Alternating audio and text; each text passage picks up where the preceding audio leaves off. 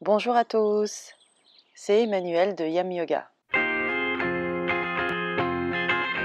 Dans cette vidéo, je vous propose de découvrir la respiration Ujjayi.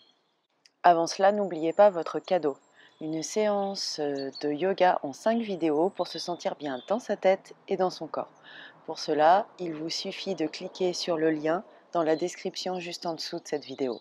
La respiration Ujjayi, ou respiration victorieuse, est un pranayama, un exercice de respiration visant à guider le prana, l'énergie vitale, dans le corps. Cette respiration est également très utilisée dans la pratique des asanas, les postures, car elle permet de garder une respiration profonde, longue et lente, même à l'effort.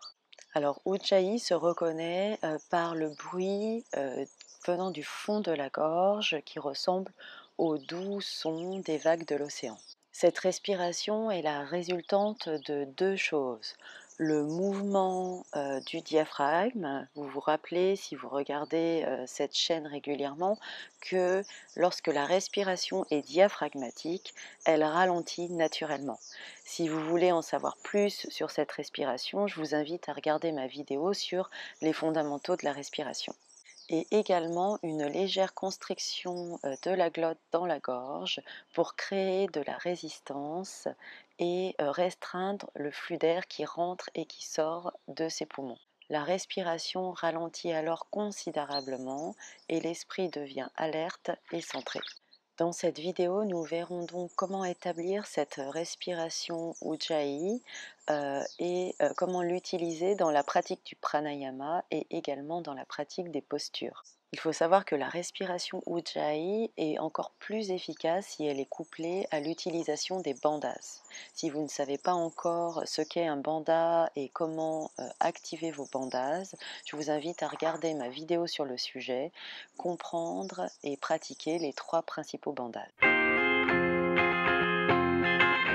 Alors la première étape pour établir sa respiration Ujjayi est d'abord d'établir sa respiration diaphragmatique. Vous savez déjà établir votre respiration diaphragmatique si vous me suivez sur cette chaîne et si vous avez visionné ma vidéo sur les fondamentaux de la respiration. Vous pouvez établir votre respiration diaphragmatique ventrale en inspirant de plus en plus profondément, sans forcer, et en expirant, toujours par le nez. N'oubliez pas, en yoga, on respire par le nez, on inspire et on expire par le nez. Et donc vous expirez de plus en plus longuement. J'inspire profondément, je sens mon ventre qui se gonfle. J'expire longuement, je sens mon ventre qui rentre doucement dans ma colonne. Vous commencez à connaître la chanson si vous suivez cette chaîne régulièrement. Si vous êtes familier avec les bandas, que vous voulez coupler la respiration Ujjayi avec les bandas, je vous invite à engager Mula Bandha, donc les muscles de votre plancher pelvien, à la fin d'une inspiration. Maintenant que vous avez établi votre respiration diaphragmatique ventrale, vous allez diriger votre respiration dans votre cage thoracique. Vous allez sentir vos côtes qui s'écartent et qui reviennent en place au fur et à mesure des inspirations et des expirations pour établir votre respiration diaphragmatique thoracique. On en a déjà parlé dans la vidéo sur les fondamentaux de la respiration.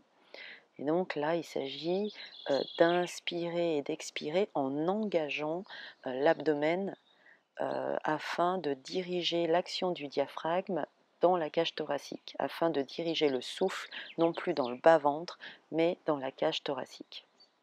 Alors si vous êtes familier avec les bandas, c'est le moment d'activer Uddiyana Bandha. Donc vous gardez votre Mula Bandha en engageant les muscles du plancher pelvien. Vous vous rappelez de ça, vous mettez une attention dans ce Mula Bandha à la fin de chaque inspiration. Et en plus de ça, vous allez engager Uddiyana Bandha en engageant les muscles de l'abdomen à la fin d'une expiration. Vous pouvez faire l'exercice, j'inspire profondément, je sens mes côtes qui s'écartent, j'expire longuement, je sens mes côtes qui reviennent en place. Et vous répétez cet exercice jusqu'à ce que vous soyez sûr d'avoir établi votre respiration profonde et longue dans la cage thoracique. C'est le moment d'engager sa gorge. Donc pour engager sa gorge, on va contracter la glotte dans sa gorge de façon à sentir l'air qui passe comme s'il passait à travers un petit trou dans la gorge. Alors si vous êtes familier avec les bandhas, c'est le moment d'activer Jalandhara Bandha sur une expiration. Jalandhara Bandha s'active en baissant légèrement le menton, en direction de la poitrine, la nuque s'allonge, la poitrine monte, vous sentez un resserrement dans la gorge. Si vous ne connaissez pas les bandhas, vous allez commencer directement par la fermeture de la glotte, comme je vous le disais précédemment. Vous essayez d'établir cette légère fermeture de la glotte et de sentir comme si vous respiriez à travers une petite ouverture dans la gorge. Pour mieux comprendre cette légère fermeture de la glotte, il faut savoir que les muscles utilisés sont les mêmes que pour chuchoter. Je chuchote. Vous pouvez vous entraîner comme si vous vouliez embuer un miroir. J'ai mon miroir et je veux l'embuer. Et ensuite, vous imaginez que vous voulez toujours embuer ce miroir, mais en gardant la bouche fermée. Là, vous allez sentir cette contraction, cette légère fermeture de la glotte. Essayez d'inspirer et d'expirer de la même façon, bouche fermée.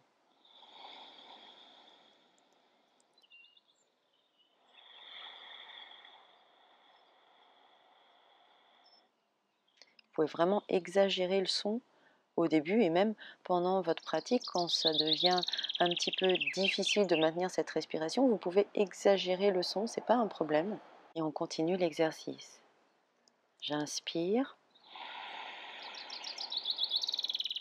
Je sens mes côtes qui s'écartent. J'expire. Je sens mes côtes qui reviennent en place. J'inspire profondément par le nez, à travers ma gorge, dans mes côtes. J'expire lentement, toujours par le nez. Je sens mes côtes qui reviennent en place.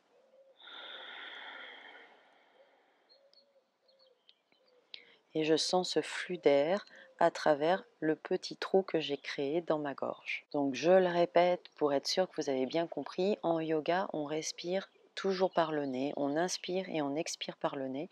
Donc la respiration Ujjayi c'est pareil, l'air entre et sort par le nez, on le sent passer à travers cette petite ouverture dans la gorge et on le dirige soit dans le bas-ventre en fonction de sa pratique, soit dans sa cage thoracique.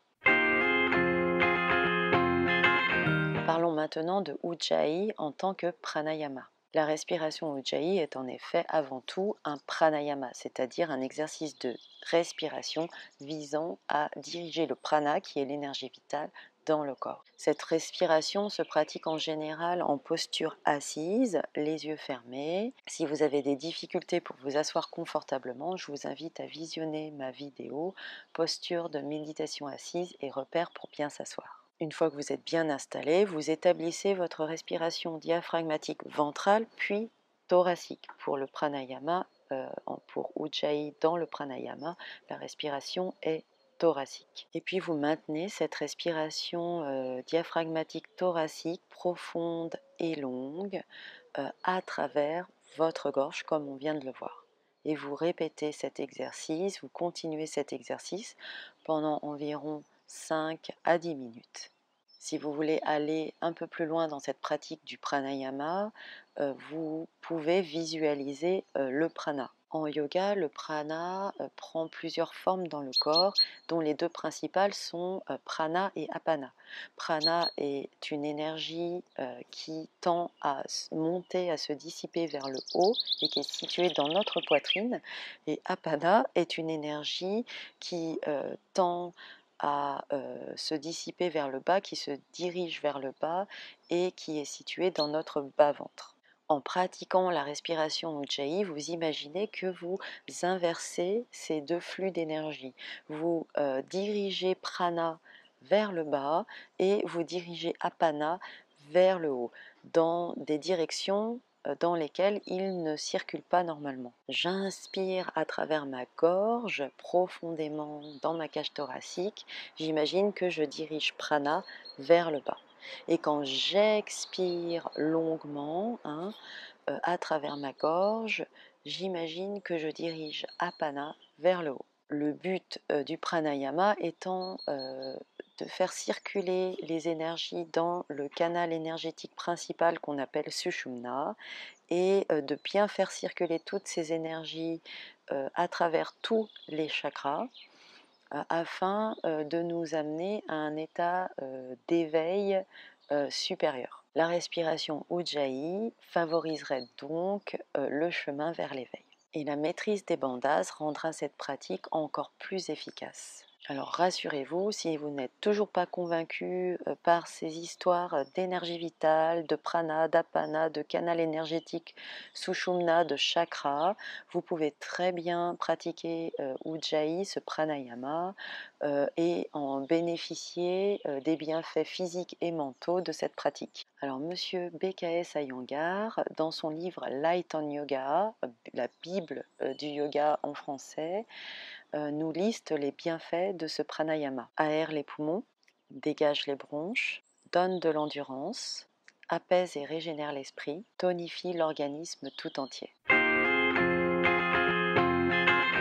Nous allons maintenant parler de Ujjayi dans la pratique des asanas. Cette respiration peut être utilisée dans n'importe quelle pratique de Hatha Yoga, même dans les formes les plus dynamiques. Elle permet, comme je vous le disais, d'établir une respiration profonde et longue tout le long de la pratique. Les pratiquants de Ashtanga, qui est une pratique très dynamique, utilisent cette respiration tout le long de leur pratique des asanas. Ils activent les bandhas du plancher pelvien, Mula Bandha, et de l'estomac, Uddiyana Bandha, afin de soutenir la respiration Ujjayi thoracique. Si votre pratique est moins dynamique, vous pouvez très bien utiliser la respiration Ujjayi ventrale. Et si vous êtes familier avec les bandhas, dans ce cas-là, vous activerez simplement le bandha du plancher pelvien, Mula Bandha. Alors, les bandhas sont un soutien à cette respiration Ujjayi.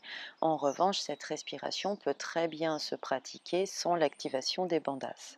Il suffit simplement d'être attentif à diriger le souffle soit dans le bas-ventre, soit dans la cage thoracique. Personnellement, j'utilise beaucoup la respiration Ujjayi dans ma pratique de Ashtanga, thoracique donc, car elle m'aide à rester alerte et centrée tout le long de la pratique. Et dans ma pratique de Yin Yoga, dans ce cas-là, elle est ventrale, car elle m'aide à lâcher prise et à relâcher mes muscles dans les postures. Que vous croyez ou non à la circulation de l'énergie vitale, le prana, dans le corps et à travers le canal énergétique Sushumna, la respiration Ujjayi peut vous permettre de garder un esprit alerte et centré pendant toute la pratique et peut également favoriser le lâcher-prise dans les postures. Laissez-vous donc bercer par le bruit de cette respiration, comme les vagues de l'océan.